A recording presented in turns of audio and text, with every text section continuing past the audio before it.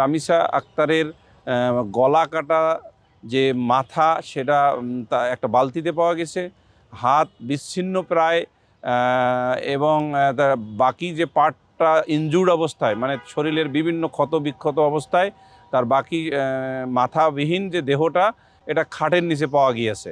Evidence এসেছে এভাবে যে আসামি মানে ১ নম্বর আসামি ধর্ষণ এবং হত্যা করেছেন এবং সেই ক্ষেত্রে ২ নম্বর আসামি সহযোগিতা করেছেন এবং থার্ড বিষয়ে তার লাশ খণ্ড বিখণ্ড করার সময় ৩ নম্বর আসামি তাকে সহযোগিতা করেছেন এবং সর্বশেষ পালিয়ে যেতে সহযোগিতা করেছেন। এখন আসি আমরা আইনের যে এভিডেন্স অ্যাক্টের ১০৬ ধারা কি বলে। এভিডেন্স অ্যাক্টের ১০৬ ধারায় বলা হয়েছে, কারো কাস্টডিতে যদি কেউ মারা যায়, যার কাস্টডিতে মারা যাবে তাকেই ব্যাখ্যা করতে হবে যে কি কারণে মারা গেল, তাকে একটা এক্সপ্লেনেশন করতে হবে।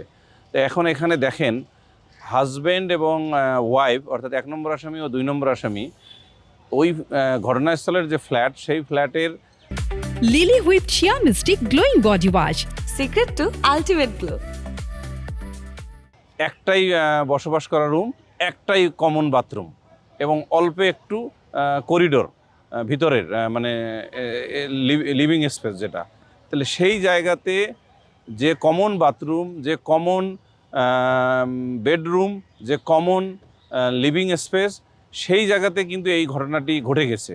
ফলে যেটা দাঁড়ালো, ২ নম্বর আসামি তারও কিন্তু কাস্টডি এখানে অবধারিতভাবে সার্কামস্টেন্সিয়াল এভিডেন্স দ্বারা প্রমাণিত এবং ফলে এই যে তার দিক থেকে একটা ব্যাখ্যা আসা দরকার ছিল যে কি কারণে মানে এই আসামির মৃত্যু হলো, ব্যাখ্যা আসে নাই। তাহলে আমরা আরেকটা জিনিসে যাই যে আমাদের যে ব্যাখ্যা আসে নাই সেই ক্ষেত্রে সার্কামস্টেন্সিয়াল এভিডেন্স কি বলতেছে। সার্কামস্টেন্সিয়াল এভিডেন্স বলতেছে যে আসামিদ্বয়ের বাড়িতে, মানে তাদের বসবাস করা স্পেসে ভিকটিম রামিসা আক্তারের গলা কাটা যে মাথা সেটা একটা বালতিতে পাওয়া গেছে, হাত বিচ্ছিন্ন প্রায়, এবং তার বাকি যে পার্টটা ইনজুর্ড অবস্থায়, মানে শরীরের বিভিন্ন ক্ষত বিক্ষত অবস্থায় তার বাকি মাথাবিহীন যে দেহটা এটা খাটের নিচে পাওয়া গিয়েছে।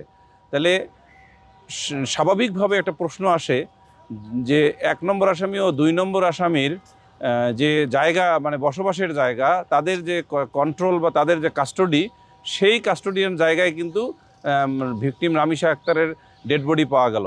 তাহলে তাদের দুজনের পক্ষ থেকে যদি ব্যাখ্যা না আসে তাহলে দুজনে দায়ী হয়ে যায়। সেই ক্ষেত্রে আরও একটা বিষয় আমরা এই এভিডেন্সে এসেছে, বিশেষ করে তদন্তকারী কর্মকর্তার এভিডেন্সে PW16 হিসেবে তিনি দিয়েছেন।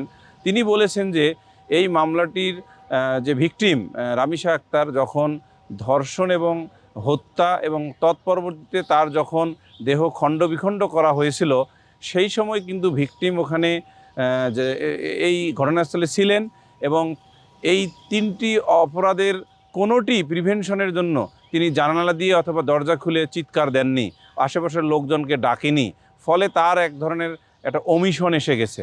এই একদিকে ওমিশন, যেটা এক ধরনের সহায়তা, আরেক দিকে হলো সার্কামস্টেন্সিয়াল এভিডেন্স বলতেছে যে তাদের বসবাস করা জায়গায় পাওয়া গিয়েছে, সেখানে তাদের একটা এক্সপ্লেনেশন দেওয়ার দরকার যে কেন মারা গিয়েছে, কিন্তু তারা কোনো ধরনের এক্সপ্লেনেশন দেননি। উপরন্ত ১ নম্বর আসামির 164-এ কিন্তু এসেছে যে ২ নম্বর আসামিও সহযোগিতা করেছে। ফলে দুজনে কিন্তু ইকুয়ালি লায়াবল মানে হয়। সেই নিরিখে মাননীয় ট্রাইব্যুনাল তার স্বীয় বিবেচনায় দুজনকেই লায়াবল করে সর্বোচ্চ শাস্তি, সিভিয়ার পানিশমেন্ট, মৃত্যুদণ্ড দুজনকেই দিয়েছেন।